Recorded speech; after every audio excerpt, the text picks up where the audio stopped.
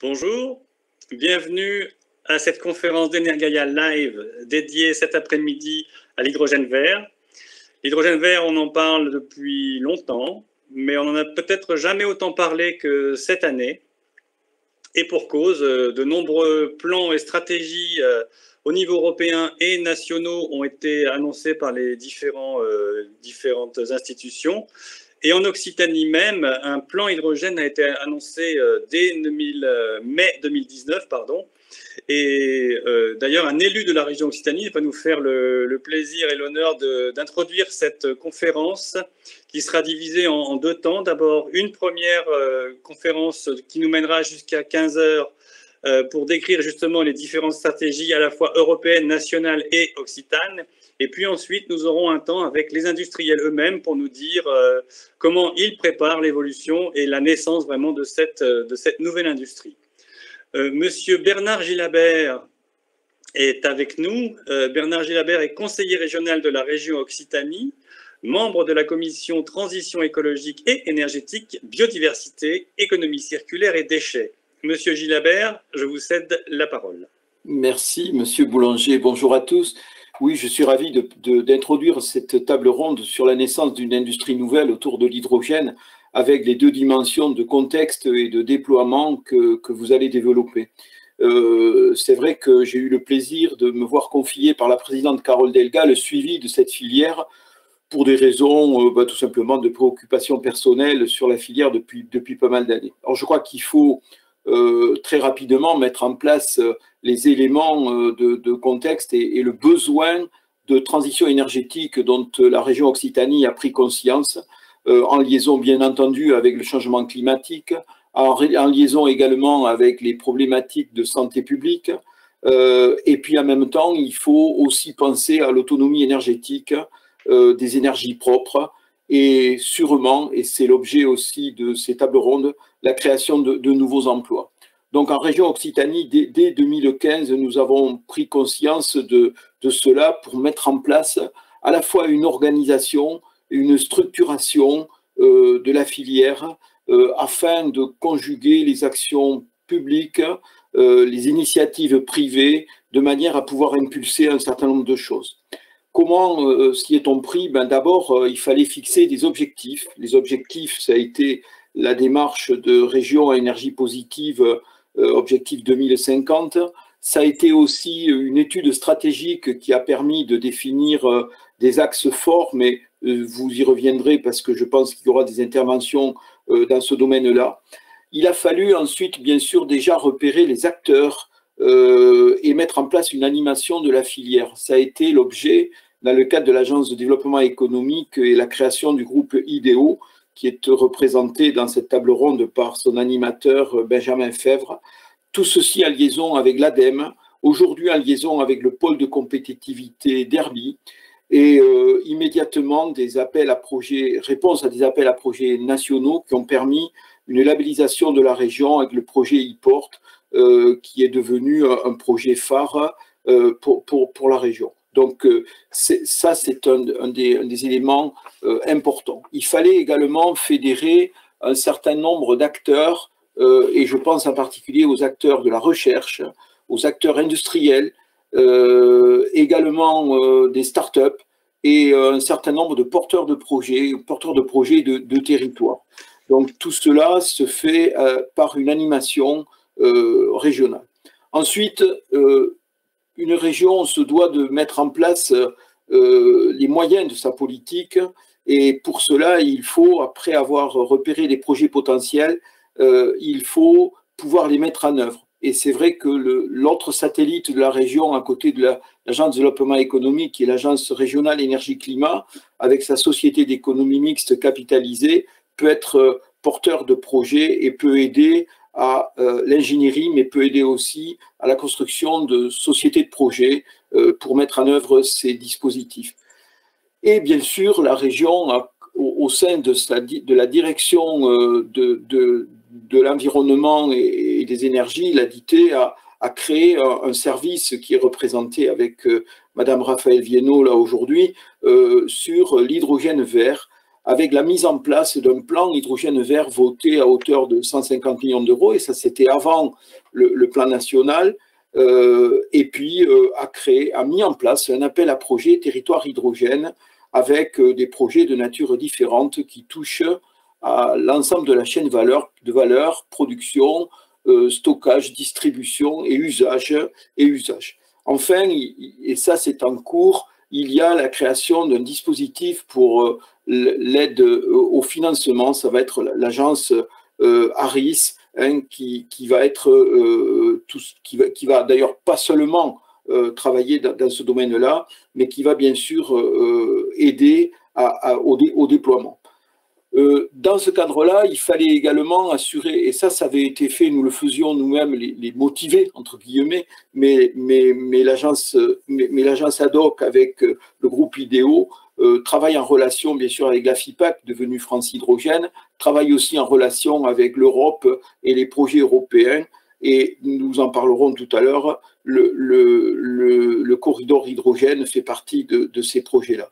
Alors, je crois que ça, c'est des éléments importants. Mais on ne pouvait pas non plus rentrer dans cette filière pour la rendre efficace d'un point de vue industriel, ne pas penser aux compétences attendues. Et c'est vrai que la Maison de l'économie et des métiers de demain a mis en place un groupe de travail pour effectivement définir, à partir de la chaîne de valeur, quels sont les métiers de l'hydrogène. Métiers dont les compétences pourront être atteintes soit par conversion de gens déjà travaillant dans des secteurs qui peut-être aujourd'hui vont être en crise d'emploi, mais également en formation initiale. Et ça, c'est aussi un souci, et c'est la pleine compétence de nos régions. Je crois qu'il faut absolument le dire. Donc l'objectif, c'est bien d'amplifier et de donner les conditions. La région, la puissance publique régionale qui est chef de file dans ces domaines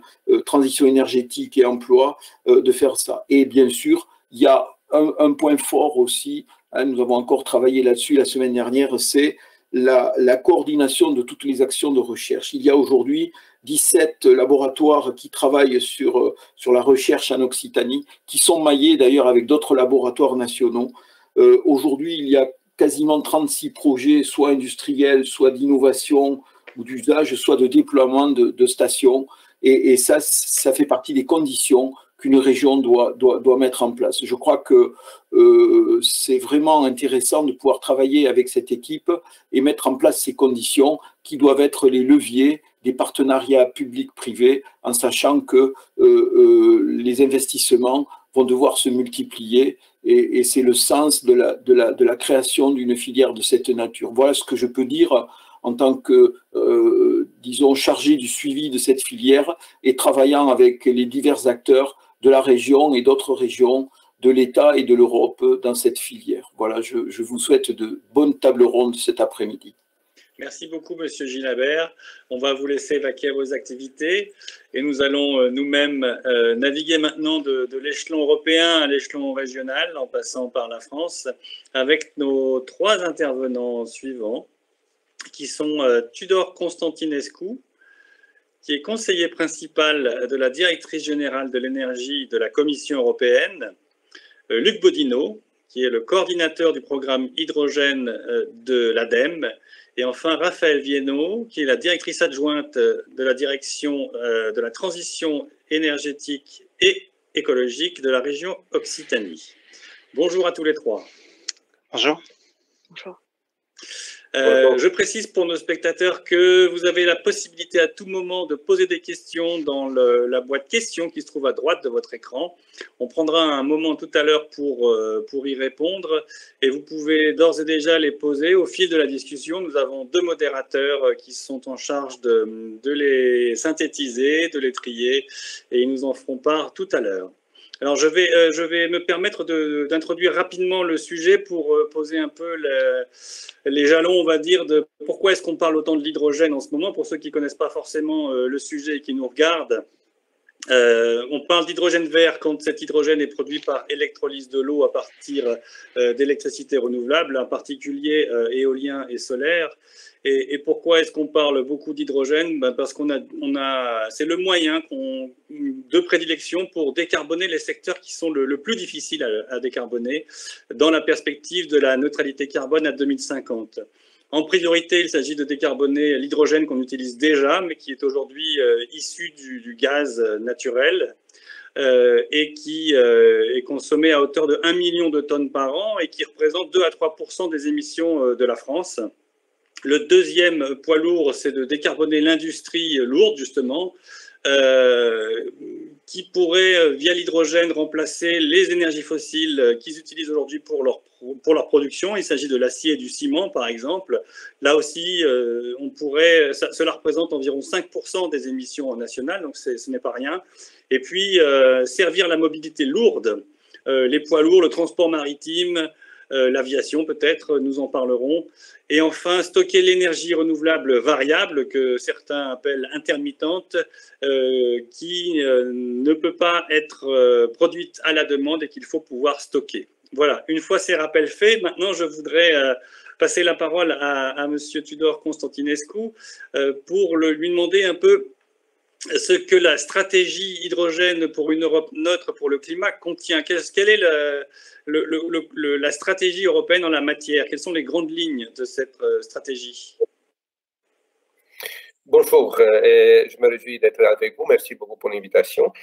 Et je me réjouis de voir aussi l'ampleur des initiatives au niveau européen, au niveau régional, y compris aujourd'hui. Alors, je suis de nouveau très content de pouvoir participer. Vous savez, cet été, le 8 juillet, on a lancé la stratégie hydrogène au niveau européen. Et ce que je veux dire, c'est que ça vient dans un certain contexte. Ça vient dans un certain contexte, y compris le fait que depuis des années, on travaille sur l'hydrogène. Mais maintenant, ce qui fait la différence, en effet, c'est qu'avec les objectifs de carbon neutral economy pour le 2050 et aussi les objectifs plus ambitieux pour 2030, il faut trouver des solutions qui font décarboner pas seulement la partie électrique, mais aussi la partie molécule du système énergétique. Juste pour dire, maintenant, l'électricité représente environ 23% de la consommation d'énergie finale au niveau européen. Et vers 2050, ce sera environ 50%. On va avoir de biomasse, mais une grande partie de la consommation, ça reste des molécules, du gaz et des combustibles liquides. Et il faut décarboner ces gaz et ces combustibles liquides également, si on veut atteindre nos objectifs climatiques. Et c'est ici que l'hydrogène entre en priorité pour les politiques européennes, pour les politiques nationales, régionales, et pour faciliter ce que nous appelons Energy System Integration, et qui a été une communication, d'ailleurs, la même journée avec la communication sur la stratégie d'hydrogène. En effet, la stratégie vise de faire clair que la priorité est l'hydrogène vert, l'hydrogène provenant des renouvelables. Mais d'autre part, on sait que maintenant, plus de 90%, 95% d'hydrogène qui ont produit, c'est même pas low carbon, c'est une hydrogène des sources fossiles, pas décarboné. Et alors, en première instance, il faut décarboner la production actuelle d'hydrogène. C'est pour ça qu'on accepte aussi d'autres formes de low carbon hydrogène décarboné, à côté du hydrogène vert renouvelable qui reste et qui est la priorité. Et où d'ailleurs l'Europe a des filières industrielles qui sont très importantes. Et le fait un acteur de première rang. En disant ça, la stratégie vise des étapes 2024-2030 en principal, avec des objectifs pour les électrolyseurs pour cette période, en arrivant en 2030 à 40 gigawatts, ce qui est déjà un chiffre très important, qui va mettre, en particulier de nouveau l'hydrogène vert, pour décarboner des secteurs importants de l'économie. L'industrie lourde, l'industrie chimique, l'industrie pétrochimique, l'acier, mais également de décarboner les transports, en particulier les transports lourds, et c'est le transport routier, mais à terme aussi le transport maritime, et même pour l'aviation, où on n'a pas tellement d'autres solutions que les biofuels, les combustibles advanced biofuels ou l'hydrogène et les dérivés de synthetic fuels qu'on peut produire avec l'hydrogène.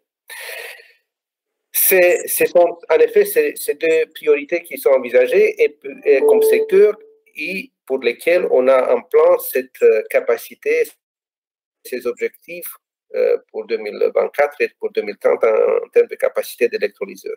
Par après, la stratégie aussi met beaucoup d'accent sur la recherche et l'innovation, parce que si on est aujourd'hui au niveau compétitif et on peut prendre en compte tous ces éléments, c'est aussi parce qu'on a investi dans la recherche et dans l'innovation. Il faut continuer à faire ça, il faut continuer à faire des projets de démonstration, il faut réussir à augmenter l'échelle pour l'électrolyseur. On a commencé il y a une dizaine d'années avec 10 kW, on est maintenant à 10, même 20 en construction. On a lancé un appel d'offres maintenant pour 100 MW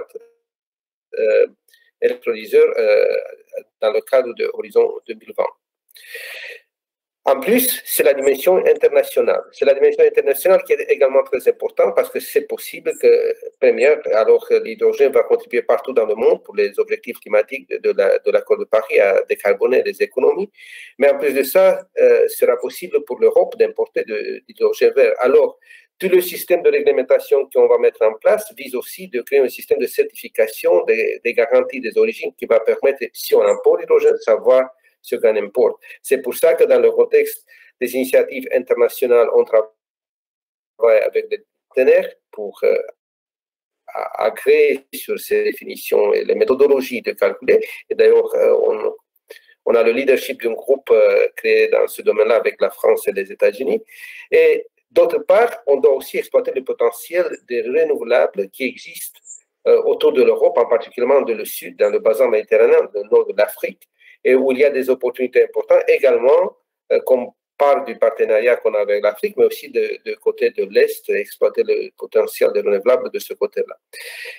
Pour tout faire et tous ces marchés, évidemment, nous devons aussi, c'est une partie importante de la stratégie, revoir le cadre législatif, le cadre de réglementation, d'une façon qu'on assure qu'on peut créer un marché d'hydrogène qui est transparent, qui est liquide, qui aussi est compétitif.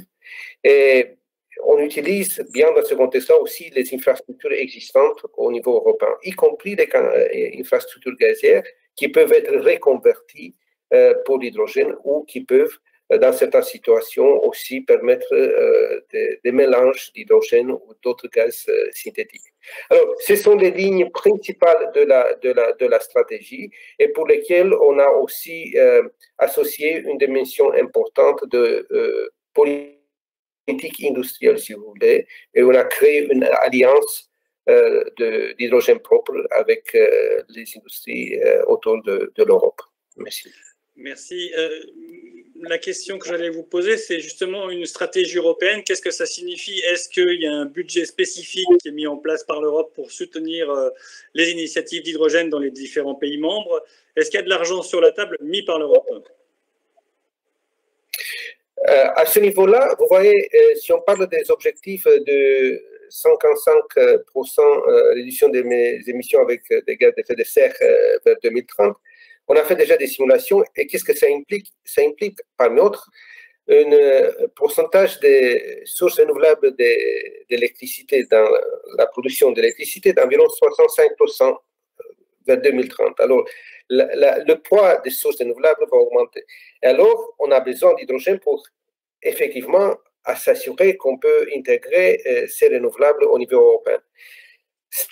C'est pour ça que en plus du budget qui est évidemment sur la recherche et l'innovation, alors tout le contexte de Green Deal, c'est pour accélérer les investissements et faire aussi des pas importants pour décarboner tout le système énergétique et lancer les économies dans le contexte post-Covid de la crise sanitaire que nous vivons encore, malheureusement.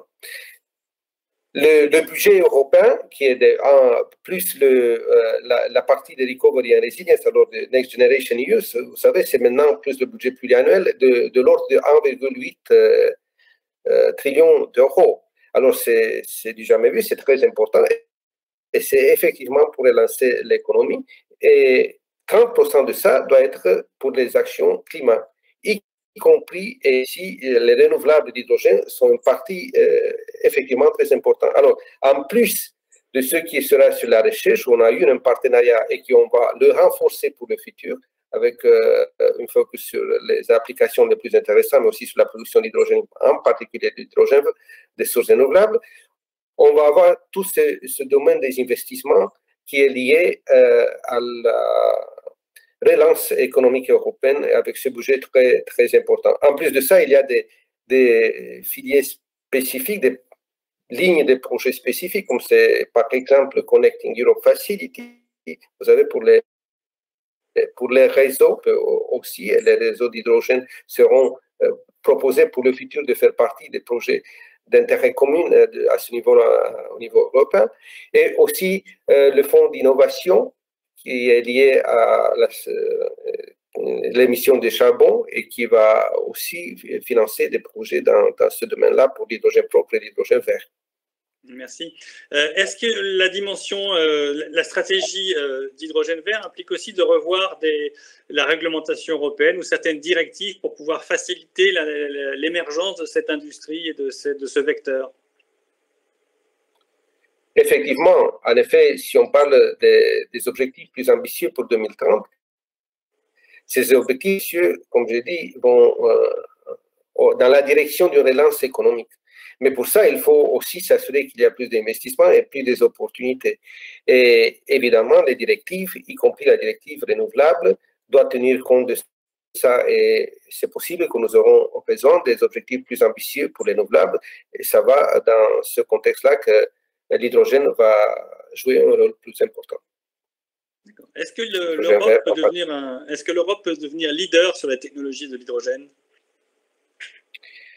Je dirais que l'Europe, c'est déjà parmi les leaders dans certains domaines, en particulier pour ce qui est la production d'hydrogène, de l'électricité, de l'électrolyseur, c'est déjà un leader.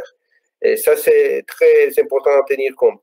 Et pour toutes les technologies qui sont importantes pour créer cette liaison entre les réseaux d'électricité, de gaz, d'hydrogène, ce qu'on appelle power to gas, sector integration, sector coupling, c'était parfois appelé.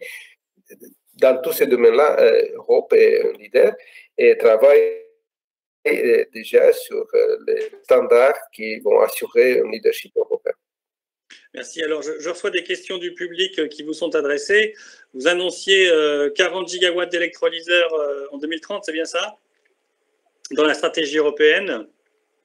On nous demande si vous auriez ce que ça représente en térawattheures d'hydrogène ou en tonnes d'hydrogène et combien il faudrait d'énergie électrique pour fabriquer cet hydrogène. Est-ce que vous avez la stratégie contient ces chiffres? La stratégie contient aussi des chiffres. Indicativement, on parle de 10 millions possibles de tonnes d'hydrogène vert, pas seulement de l'électrolyseur, mais d'hydrogène vert produit pour 2030.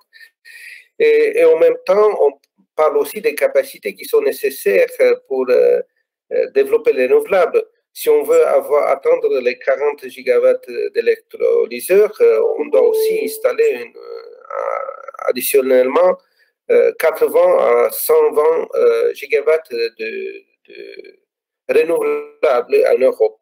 Et d'ailleurs, si vous voyez, récemment, on a lancé aussi la stratégie sur les renouvelables offshore, et qui pourront contribuer également d'une manière très importante aussi à l'hydrogène, la production d'hydrogène, la filière hydrogène.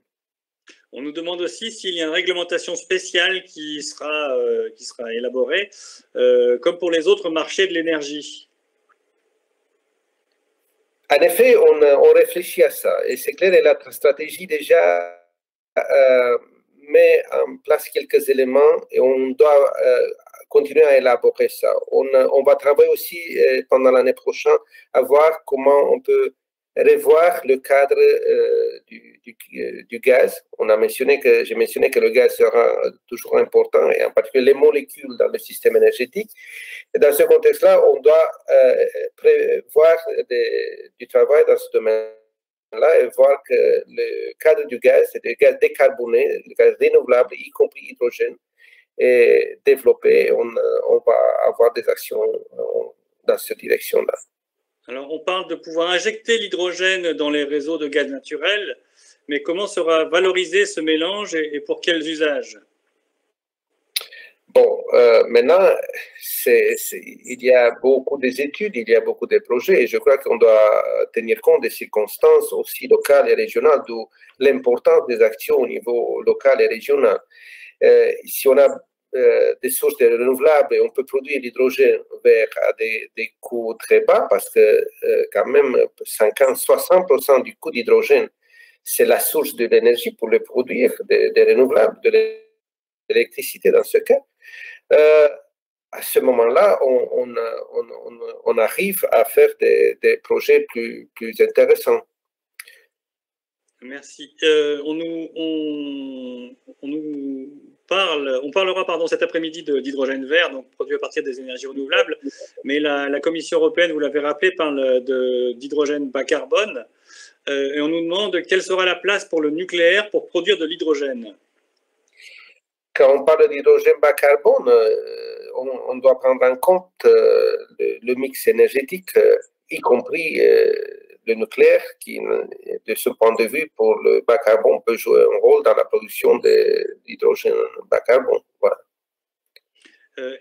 Peut-être encore une ou deux questions pour vous laisser ensuite partir sur votre autre rendez-vous à 14h30. Vous me dites quand il est le temps. Hein. La production à partir de biomasse, biogaz, est-elle considérée comme vert pour l'Europe? Oui, mais ça reste aussi toujours une question des coûts et des opportunités qui existent dans différentes régions. C'est pas partout, et c'est clair qu'on doit regarder les opportunités qu'on a dans les différentes régions. Mais évidemment, et la biomasse, de toute façon, va jouer un rôle important dans le mix énergétique pour le futur. Merci. Oui, alors on a une toute dernière question. Quel est l'objectif de coût de production pour l'hydrogène vert? Bon, l'objectif de coût, c'est évidemment de faire de l'hydrogène vert qu'il soit compétitif avec toutes les autres formes d'hydrogène, y compris l'hydrogène décarboné ou bas carbone. Alors, on analyse tout ça, par exemple, dans le côté du partenariat qu'on a sur la recherche, on parle on envisage d'arriver à un coût qui est certainement en dessous de 3 € par kilo, peut-être 2 € par kilo, mais ça dépend aussi des autres marchés, de quel sera le prix du charbon et comment l'hydrogène sera compétitif par rapport à d'autres filières, produits renouvelables par rapport à d'autres filières. On aura peut-être l'occasion de reparler tout à l'heure avec nos autres intervenants. Juste avant de vous laisser partir, vous avez évoqué l'Alliance européenne pour l'hydrogène propre, ou l'hydrogène vert, non, l'hydrogène propre. De quoi s'agit-il? Quelle est cette alliance? Quel est son but? Alors, ce but, c'est évidemment de lancer plusieurs projets au niveau européen, d'identifier dans tous les États membres des projets intéressants pour l'hydrogène, de développer des partenariats et d'aboutir également de faire ce que nous appelons projet Important Project of Common European Interest, projet européen d'intérêt commun européen, et qui sont vraiment des très grands projets. On a déjà identifié l'industrie l'année passée, environ 11 projets.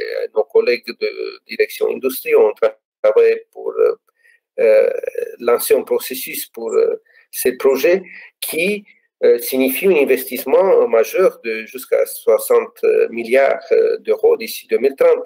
Alors, c'est un début de cette alliance, mais en principal, c'est d'identifier partout des projets d'hydrogène, de développer des filières d'hydrogène et de faire que la politique énergétique et la politique climat va de soi ensemble avec une politique industrielle européenne et avec des filières développées au niveau européen. Merci. Et sur ces mots, je vais vous libérer et vous laisser partir sur votre autre réunion que vous avez à 14h30. Je vous remercie beaucoup d'avoir été avec nous aujourd'hui et je vais vous libérer. Merci beaucoup. Merci beaucoup pour l'invitation. Au revoir. Et nous revenons en France avec nos deux prochains intervenants, Luc Bodino et Raphaël Viennot. Donc Luc Bodino pour l'ADEME et Raphaël Viennot pour la région Occitanie. Je vais juste ouvrir 2 secondes un volet. Pour un peu plus de lumière. Et voilà, pardonnez-moi. Luc Bodino, nous allons commencer par vous sur la politique et la stratégie nationale française. Là aussi, la France a annoncé plus qu'on espérait, en fait. Elle a mis plusieurs milliards sur la table dans la balance même, pour développer l'hydrogène vert, bas carbone. Et donc, j'aurais voulu commencer par vous demander pourquoi est-ce qu'à vos yeux, le développement de l'hydrogène vert est important pour la France également? De ce qu'on peut observer des potentialités de l'hydrogène, enfin qui ne sont pas que des potentialités, qui sont aussi des réalisations. L'ADEME accompagne le sujet depuis au moins 15 ans, hein, au travers de projets de recherche, d'innovation, d'expérimentation. Ce qu'on peut voir, enfin les potentiels de l'hydrogène concrètement dans le domaine de la transition énergétique, c'est d'abord d'apporter de la flexibilité. C'est un vecteur donc entre l'énergie primaire et un usage final, et ça apporte de la flexibilité tant du point de vue des infrastructures amont. C'est un moyen de stockage, ça peut interconnecter une source électrique et une infrastructure gaz. Et ça peut apporter aussi de la flexibilité à l'usage, en fait, à certains usages. C'est vrai notamment dans le domaine de la mobilité lourde, où voilà, la connexion entre l'objet véhicule et puis l'infrastructure pour le recharger, notamment les infrastructures électriques, atteint des limites. Et donc l'hydrogène, ça apporte de la flexibilité. Donc le premier intérêt, c'est de la flexibilité. Bon, il y a de la dégradation de rendement aussi, attention, mais ça apporte de la flexibilité. Le deuxième, c'est que c'est un des atouts pour les ENR pour aller plus loin, pour viser des usages finaux. On a besoin de décarboner, de faire pénétrer les énergies renouvelables jusqu'aux usages finaux, et notamment dans les usages lourds, donc pour les camions, pour le ferroviaire, pour les bateaux, le maritime, le fluvial, mais aussi dans le domaine industriel où l'électrification directe pourra avoir des limites, par exemple dans la sidérurgie ou dans certains usages thermiques spécifiques pour les fours, par exemple, où bon, voilà, l'électricité en direct n'est pas forcément utilisable. Bah, l'hydrogène a un intérêt en fait pour décarboner. Donc ça permet, c'est un atout pour les ENR et notamment ENR électriques pour atteindre ces usages finaux. Et puis le troisième intérêt peut-être plus politique ou socio-économique, c'est que l'hydrogène, c'est aussi on voit ça s'inscrit beaucoup dans les territoires, et c'est beaucoup les territoires qui le portent, et notamment parce que ça accompagne une appropriation de l'énergie à un niveau local et territorial en fait, et ça accompagne une forme de décentralisation du modèle, et cette appropriation de l'énergie, elle est intéressante dans la transition énergétique, parce que quand on comprend d'où vient l'énergie, comment c'est produit, avec des retombées positives aussi pour le territoire, on en comprend aussi un peu les limites, et puis le prix aussi, et voilà le fait qu'il ne faut pas gaspiller. Alors l'État, on va y revenir, a annoncé 7 milliards pour la stratégie hydrogène, dont 2 milliards pour les 2 prochaines années. À quoi doivent servir concrètement ces sommes? Comment va se répartir cette enveloppe? Alors effectivement, la stratégie, l'un des intérêts vraiment de cette stratégie, c'est de donner de la visibilité sur 10 ans, quoi, de 2020-2030, et avec des moyens financiers conséquents. Donc ça, c'est vraiment par cet effet, ça donne de la visibilité à tous les acteurs, c'est important. Et donc sur la période courte 2020, pardon, 2023, plus de 3 milliards, dont 2 milliards issus du plan de relance. Comment ça va se mettre en place et à quoi ça va servir? Il y a une bonne part, 1,5 milliard, qui va servir à ce qu'on appelle l'IPCEI. L'IPCEI, c'est faire de l'Airbus. Voilà, sont des j'ai perdu l'acronyme, mais les projets importants d'intérêt commun pour l'Europe. C'est oui, alors je l'ai sous les yeux, le projet important d'intérêt européen commun. Voilà.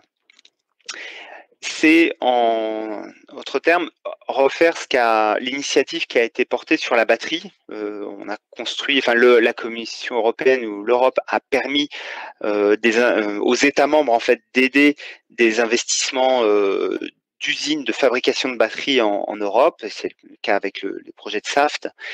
eh bien, on a parlé d'Airbus de la batterie, permettent de déroger finalement aux règles communautaires européennes. On n'a pas le droit d'aider à l'industrialisation. L'IPCEI, c'est permettre cette dérogation. Donc ça a été vrai sur la batterie, et désormais l'Europe souhaite faire de même pour l'hydrogène.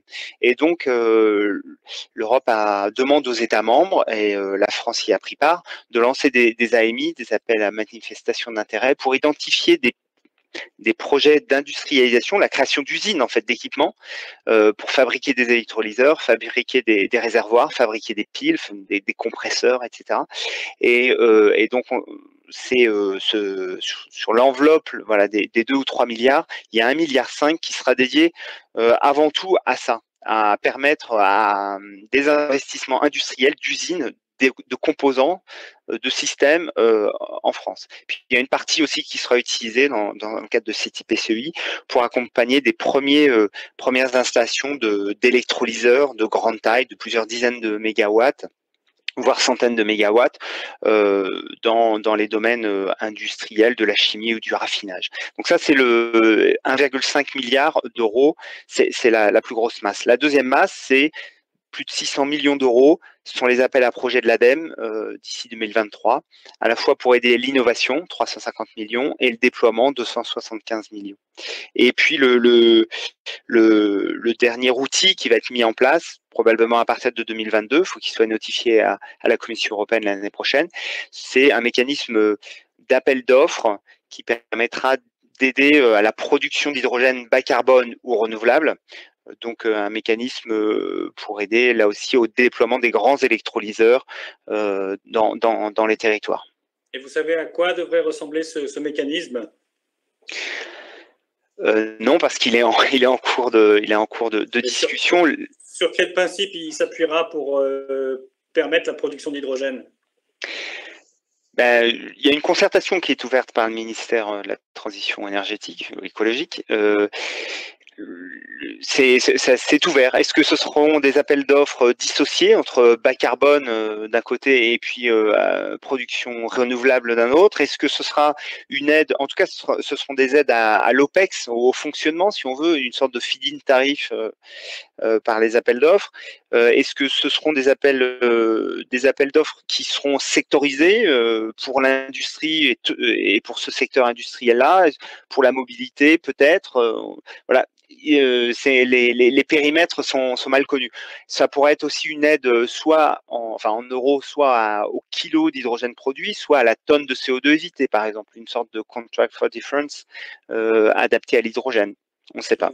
Quand est-ce que devraient sortir les premiers kilos d'hydrogène de ces usines? Alors, les premiers kilos de l'hydrogène bas carbone ou renouvelable, ils sortent déjà. Oui. Parce que le plan, le gouvernement, au travers du plan national de déploiement de l'hydrogène qui avait été lancé en juin 2018 par l'ex-ministre Nicolas Hulot, a déjà donné lieu à des appels à projets et à des projets qui sortent, qui sont soutenus. On attend 3000 tonnes d'hydrogène par an qui seront produits par une vingtaine d'écosystèmes dans les territoires. Et là, il y a déjà de l'hydrogène qui sort, par exemple à Pau, à Artois-Gohelle dans le Nord, ou en région Rhône-Alpes, au travers du projet ZEF. Donc, il y a déjà de l'hydrogène bas carbone ou renouvelable qui sort et qui est lié aux impulsions de l'État sur cette filière. Oui, alors l'État avait des objectifs ambitieux à travers la PPE. Hein. Est-ce qu'on les atteindra en 2023? Du coup, ça paraît peu probable. Certains seront atteints. On est quasiment sûr de les atteindre. Les objectifs dans la mobilité, par exemple, à 2023, 100 stations-service, 200 véhicules lourds, 5000 véhicules légers. Voilà, c'est pas a priori on est en bonne ligne pour atteindre ces objectifs. En revanche, décarboner les usages industriels. L'objectif à 2023 était de décarboner 10%. Ça sera difficile. Alors, il y a une question qu'on nous posait avant pour Tudor Constantinescu, mais que je vais vous poser à vous. À quel prix vont sortir ces kilos d'hydrogène? Eh bien, ça, c'est l'avenir aussi un peu qui le dira. Ce qu'on constate, nous, aujourd'hui, c'est que donc sur la première vague des projets qu'on a aidés dans le domaine de la mobilité, hein, donc faut toujours un peu distinguer les usages, enfin le déploiement aujourd'hui il concerne deux usages principaux, hein, les usages de la mobilité qui sont nouveaux, on est vraiment sur un marché émergent, et puis les usages de l'hydrogène industriel, où là on est sur un marché, un marché entre guillemets un peu établi, où il faut substituer l'hydrogène carboné. Sur la mobilité, ce qu'on constate, c'est que les 20 écosystèmes qu'on a accompagnés, l'hydrogène sort à peu près à 10, un peu plus de 10,3 € du kilo. Il est commercialisé à ce prix en sortie de station sur l'ensemble de ces 20 écosystèmes, ce qui permet derrière à des opérateurs de véhicules, enfin de transport, de mobilité, de transport de personnes ou de marchandises, voilà, de trouver un peu leur équilibre économique aux alentours de ces 10 € du kilo. On espère que sur les prochains appels à projets, ce prix de l'hydrogène sortie station va baisser. On a vraiment cet indicateur en tête. Ça, c'est le domaine de la mobilité. Après, dans l'industrie, on sait que là, les choses sont un petit peu plus compliquées parce que l'hydrogène carboné actuel, pour 80% des usages de l'industrie, l'hydrogène est commercialisé plutôt entre 1 et 2 € du kilo. Et donc, être compétitif par électrolyse à ce tarif-là, c'est un petit peu plus compliqué. Néanmoins, il y a quand même des usages dans l'industrie pour lesquels les usages marchands, l'hydrogène est distribué par camion, et là l'hydrogène est distribué avec un prix pouvant dépasser 10 €, 15 € ou 20 € du kilo. Et là, l'électrolyse a fait sens, en fait, une production sur place ou beaucoup plus proche des usages fait sens économique, environnemental et économique. Alors, vous parliez des appels à projets de l'ADEME. Est-ce que le budget de l'ADEME consacré à l'hydrogène a d'ores et déjà été augmenté? Ah oui, oui, sur le budget de l'année prochaine, donc pour 2021, une enveloppe de 125 millions d'euros est d'ores et déjà réservée, en fait, vraiment pour financer les projets qui nous seront proposés dans le cadre de l'appel à projet écosystèmes territoriaux hydrogène. Et puis, par ailleurs, l'ADEME est opérateur pour l'État du programme des investissements d'avenir. Et là, il y a une enveloppe de 350 millions d'euros disponible jusqu'à fin 2022. D'accord, donc 125 millions d'euros en 2021. En 2020, il me semble que c'était 50 millions d'euros. C'est ça, vous êtes bien renseigné. Une augmentation, mais je crois que je le tiens de vous. Merci Luc Bodino. Nous allons revenir en Occitanie avec Raphaël Viennot pour parler justement du plan que j'évoquais au tout début de cette table ronde, c'est-à-dire le plan hydrogène vert lancé en mai 2019. Déjà, l'Occitanie avait pris la tête sur la question. Un plan qui s'étale de 150 millions d'euros sur la période 2019-2030. Que financez-vous avec ces millions et quelles sont les priorités fixées par le plan ?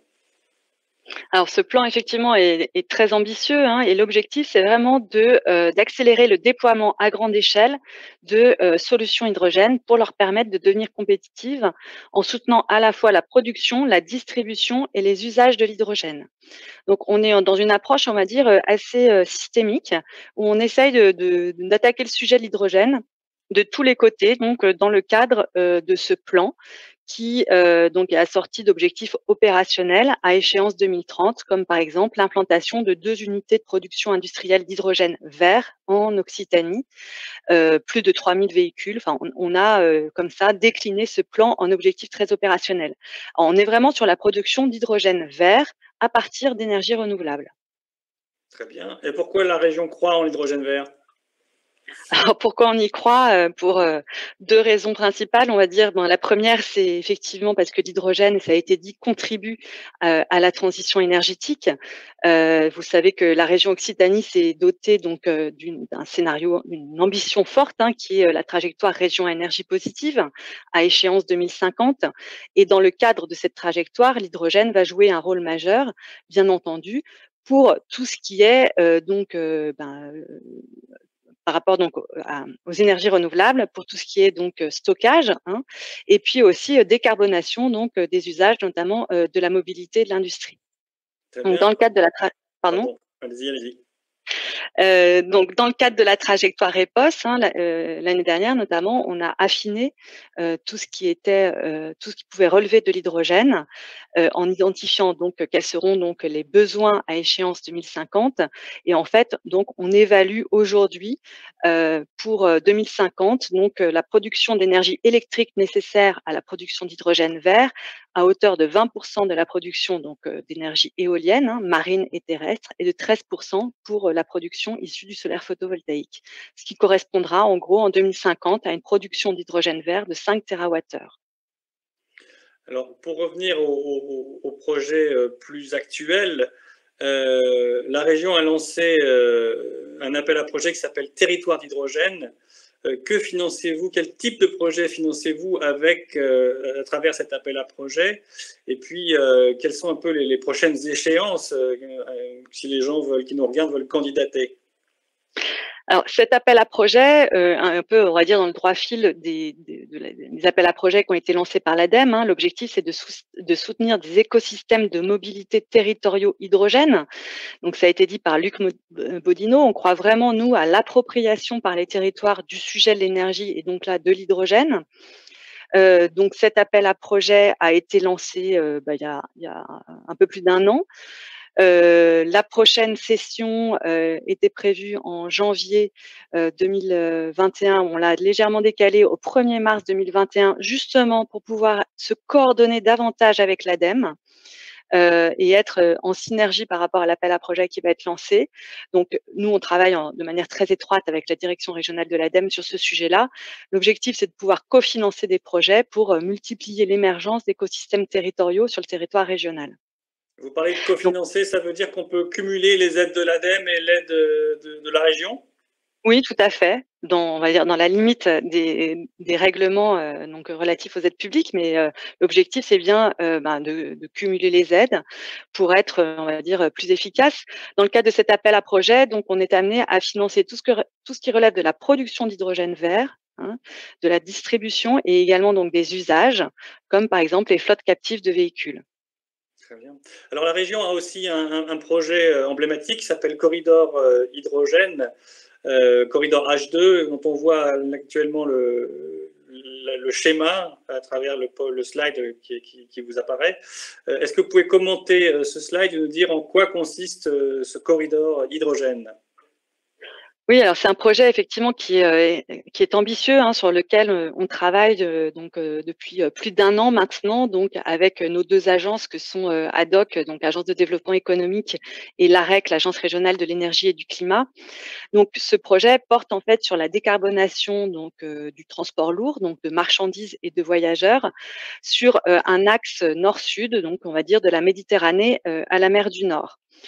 L'objectif, c'est vraiment de travailler là aussi dans une logique d'écosystème sur la production, la distribution et les usages. On est vraiment toujours sur voilà ce triptyque. En accompagnant donc la mise en place de 2 unités de production d'hydrogène, le déploiement donc de 8 stations hydrogène, c'est ce que vous avez sur la carte. Alors, je sais qu'on ne voit que 7 carrés rouges, mais ça s'explique parce qu'en fait, il y a un projet d'implantation de 2 stations sur la ville de Toulouse. Et puis donc de soutenir aussi donc le transport, on va dire, de marchandises via donc effectivement la mise en place d'une flotte de camions, hein, donc destinés au transport de marchandises, mais aussi de remorques frigorifiques et d'unités réfrigérées, puisqu'il y a un vrai enjeu sur cet axe-là concernant donc le transport froid, le transport de marchandises alimentaires, mais aussi on sait que le transport de médicaments se fait aussi dans le cadre par des transports frigorifiques. Donc, allez-y, terminez votre phrase. Voilà, donc c'est vraiment cet enjeu-là. Et alors, c'est un projet, là, on a l'impression qu'on est super centré Occitanie. Non, pas du tout. C'est un projet qui a une vraie vocation européenne.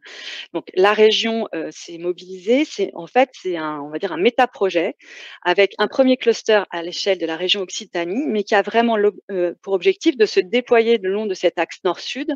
Et aujourd'hui, donc, on a des manifestations d'intérêt de la part d'autres régions, notamment la région Bourgogne-Franche-Comté, la région Grand Est, la région Wallonie, la région Catalogne, qui vont développer en fait le même type de projet qui va venir se pluguer au nôtre pour construire donc ce corridor hydrogène sur cet axe nord-sud.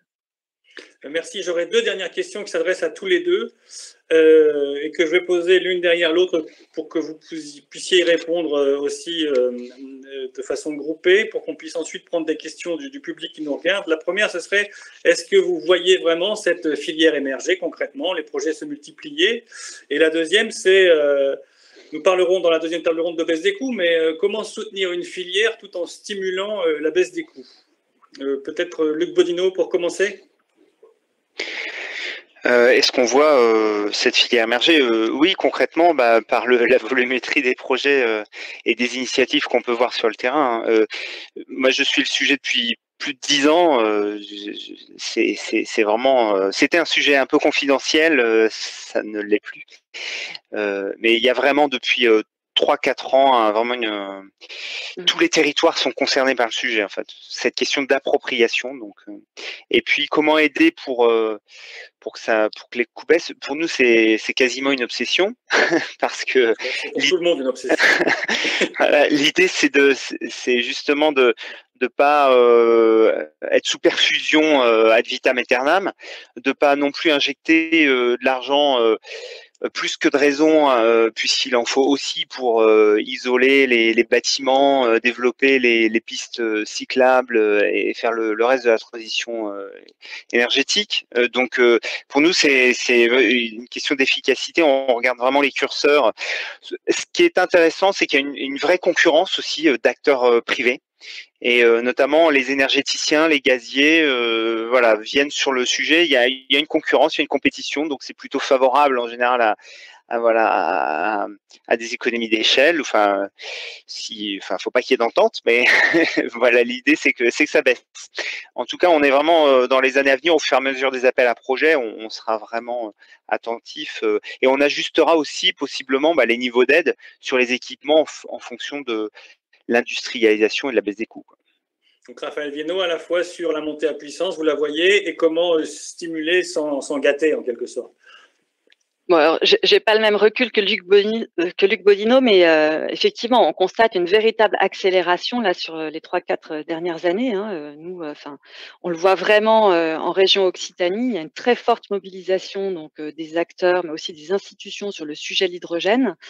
Les territoires se mobilisent également fortement dans le cadre de l'appel à projet qu'on a lancé, et on constate voilà, que ça devient aujourd'hui un sujet majeur.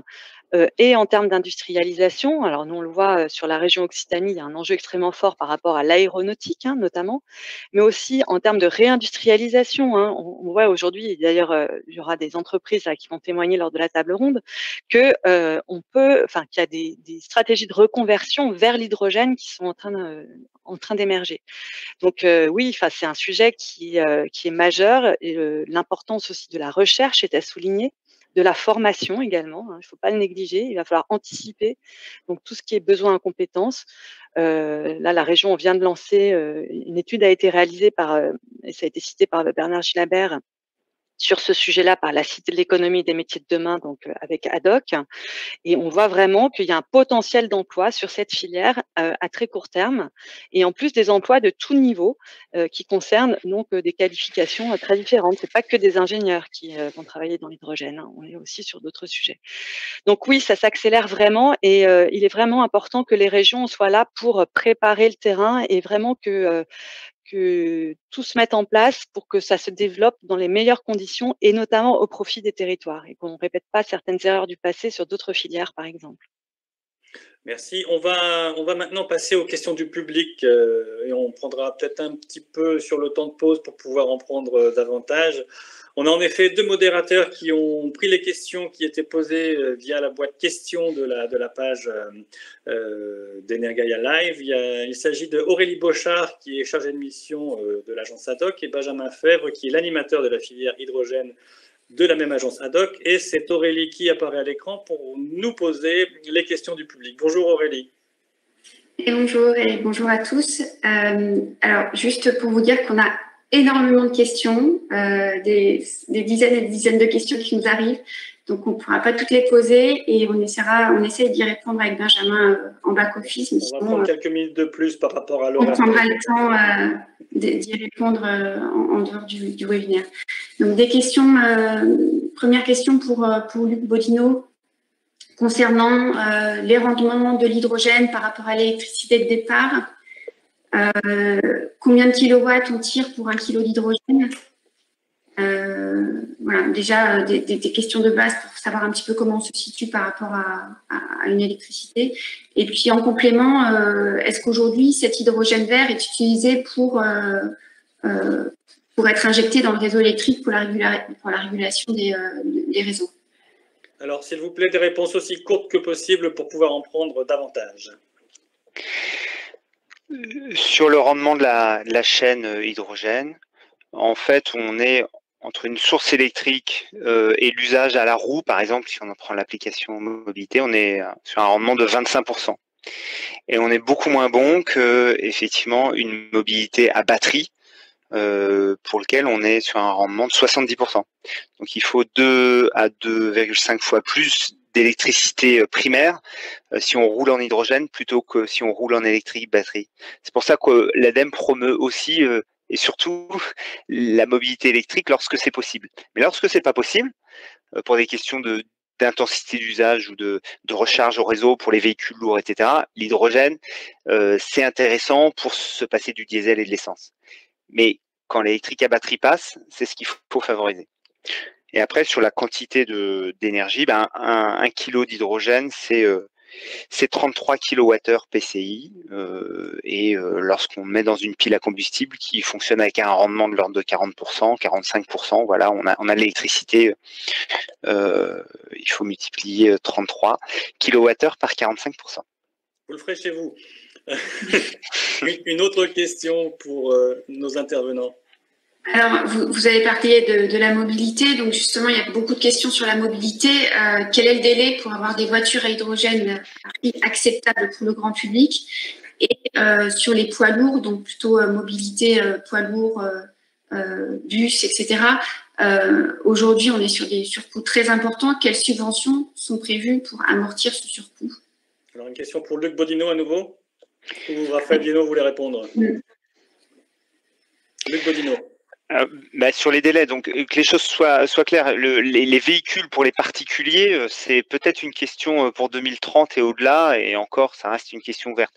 Là, les véhicules aujourd'hui qui sont disponibles, c'est essentiellement des bus, des bennes à ordures, des premiers utilitaires, et les camions, ça va arriver. Mais les délais commencent à être un petit peu longs. C'est aussi un des défis, c'est de faire que l'offre de véhicules s'élargisse et que les équipementiers, les constructeurs, se dotent de lignes de fabrication qui permettent de réduire le temps d'acceptation.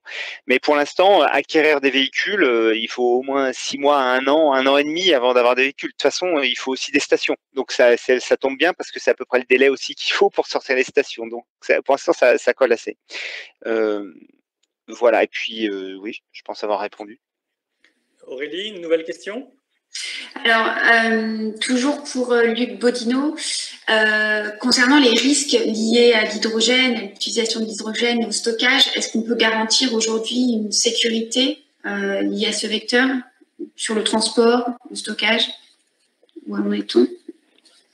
Oui, il y a un règlement européen sur la question de la sécurité. Il y a plusieurs éléments en fait. Il y a des réglementations notamment européennes qui qui homologue les équipements. Et les équipements doivent être testés à très haute pression, résister, par exemple, les réservoirs à des tirs à balles réelles et ne pas éclater donc il y a des homologations, des certifications sur les équipements.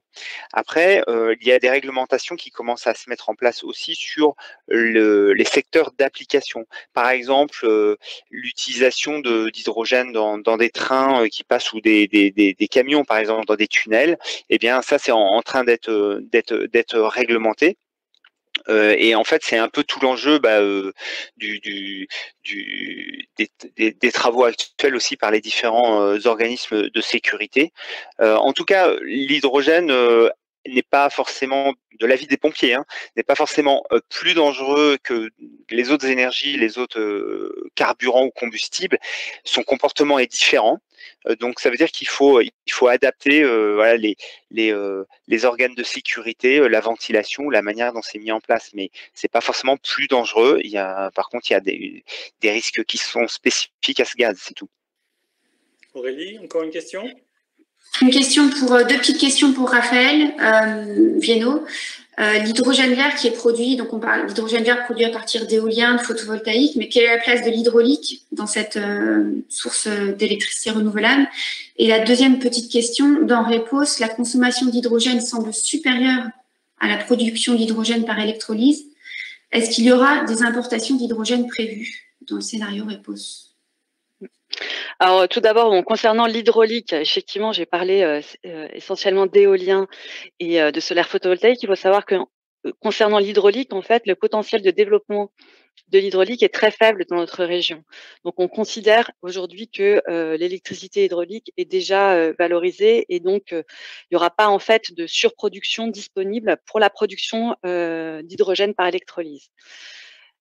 Ensuite, donc, concernant la deuxième question, alors il n'est pas envisagé en fait d'importation en tant que telle. Alors ça peut effectivement arriver, donc notamment si les besoins augmentent et sont supérieurs à ce qu'on aurait pu estimer dans le cadre de la trajectoire REPOS en 2050.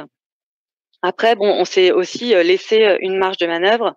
Il faut savoir sur aussi l'augmentation des rendements possibles de production d'hydrogène 2050. Donc c'est dans 30 ans, et il peut y avoir également donc des progrès technologiques faits sur tout ce qui est production d'hydrogène vert. Merci. Aurélie?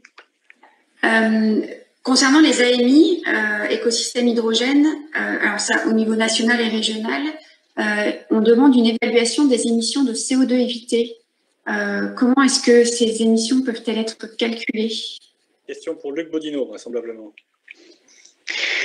Il me semble que dans les documents qui sont téléchargeables sur la plateforme Agir pour la transition, il y a une annexe, un tableau Excel qui permet de calculer de manière automatique en fait les tonnes de CO2 évitées. Il y a un onglet spécifique. Et sachez, enfin j'en profite, sachez que la base carbone de l'ADEME, donc qui compile tous les facteurs d'émission liés, voilà, tous les produits, tous les combustibles, etc., a été mis à jour très récemment avec un facteur d'émission, un poids carbone pour l'hydrogène, pour sa compression et son transport en fonction des différents procédés et sources primaires utilisées pour l'hydrogène.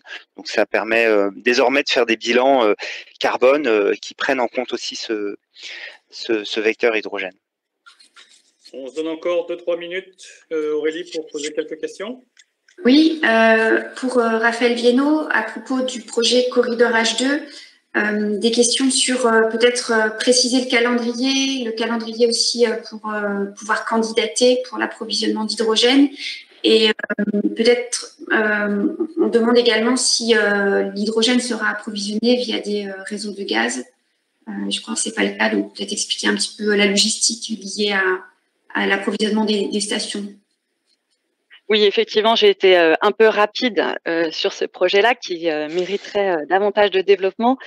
Et d'ailleurs, avant de répondre à la question, j'ai quand même oublié de préciser que ce projet donc, est soutenu par la Banque européenne d'investissement dans le cadre d'un prêt qui a été accordé à la région Occitanie, contrat de prêt qui a été signé hier par Carole Delga et le vice-président de la BEI, Ambroise Fayol. Donc, la BEI mobilise 40 millions d'euros sur ce projet qui en fait 109 millions. Et donc, ce projet est également déposé à l'appel à projet du MIE dans l'espoir de bénéficier d'une subvention du CEF à hauteur de 18 millions d'euros. Donc, ce projet va être déployé très rapidement puisque l'objectif qu'on vise, c'est fin 2023. Donc, dès le premier trimestre 2020, donc la région, avec ses agences ad hoc et AREC, nous allons lancer en fait des appels à projets pour retenir donc les producteurs d'hydrogène, les distributeurs et puis donc toutes les entreprises qui feront également l'acquisition de camions ou de groupes réfrigérés fonctionnant à l'hydrogène. Concernant donc le transport de l'hydrogène, effectivement, on n'est pas sur une logique, on va dire, d'injection dans les réseaux. On est donc sur du transport en fait d'hydrogène, donc par camions eux-mêmes hydrogène, fonctionnant à l'hydrogène. Merci Aurélie. Une dernière question. Et bien justement, pour poursuivre sur le transport de l'hydrogène, est-ce qu'il est prévu, alors peut-être pour une question pour Luc Bodino, est-ce qu'il est prévu une stratégie nationale ou européenne liée au transport de l'hydrogène depuis les sites de production vers les sites de consommation? Et également, comment est-ce qu'on prend en compte ce transport de l'hydrogène au regard de l'ACV global quand on parle d'hydrogène vert décarboné, voilà, comment est-ce qu'on prend en compte ce facteur de transport L'ACV signifiant analyse de cycle de vie. Évitons le jargon, s'il vous plaît. Oui, aujourd'hui, l'hydrogène est transporté par camion avec tube trailer de manière comprimée à 200 bars. Et l'impact carbone est de l'ordre d'1,2 kg de CO2 émis par kilo d'hydrogène transporté sur 100 km. Donc c'est assez important et c'est pour ça que si l'hydrogène est produit, autant le consommer en circuit court, le consommer localement. Néanmoins, il y a des leviers d'amélioration aussi, le fait de transporter de l'hydrogène à 500 bars plutôt qu'à 200 bars. Dans ce cas-là, l'empreinte, elle n'est pas de 1,2, mais plutôt de 0,35 kg de CO2 par kilo d'hydrogène. Et puis, ça, c'est le schéma logistique transport comprimé. Certains envisagent du transport d'hydrogène liquide. Ça suppose, il y a des inconvénients parce que c'est très énergivore pour liquéfier. Certains imaginent des pipes hydrogène aussi, le transport par grande canalisation. Ça reste, les questions restent ouvertes en fait. Est-ce que probablement que dans certaines régions, certains territoires, ça pourra faire sens de construire des pipes pour rejoindre des gros consommateurs industriels, par exemple, à des installations de production assez intensives. Mais l'idée de mailler toute l'Europe de canalisation hydrogène, on en est loin et ça coûtera aussi très très cher de développer ce style d'infrastructure. Merci beaucoup Luc Bodino et Raphaël Viennot. On a pris quelques minutes de retard avant la prochaine session, mais sachez que d'ici 15h15, nous recommençons une nouvelle table ronde. On va pouvoir approfondir certains des thèmes qui ont été évoqués dans cette première table ronde, notamment sur le coût des véhicules hydrogène et sur les plans des industriels eux-mêmes pour faire baisser ces coûts. Je vous remercie, Luc Bodino, Raphaël Viennot, d'avoir été avec nous. Vous pouvez vous connecter pour suivre le reste de l'après-midi. Et je vous retrouve quant à moi d'ici 10 minutes. Merci aussi évidemment à Aurélie et à Benjamin qui ont modéré les questions. À tout de suite sur un autre canal. Merci. Merci.